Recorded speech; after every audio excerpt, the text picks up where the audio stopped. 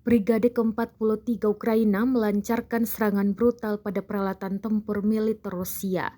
Kali ini tank T-72 Rusia yang terparkir rapi diserang howitzer Ukraina.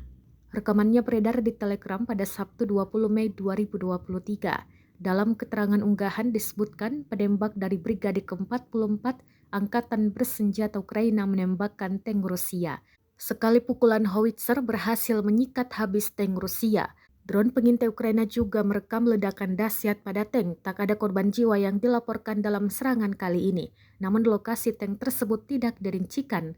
Rekamannya pun menuai berbagai komentar dari warganet.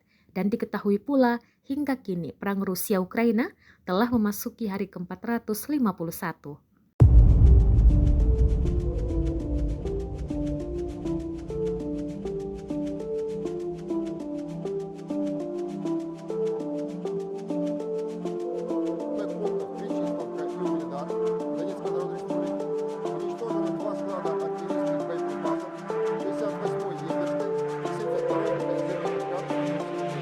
Поражение 86 в районах населенных пунктов Владимировка, Кременная Луганской Народной Республики, Табаевка Харьковской области, Никольская Донецкой Народной Республики и Жеребянки Запорожской области.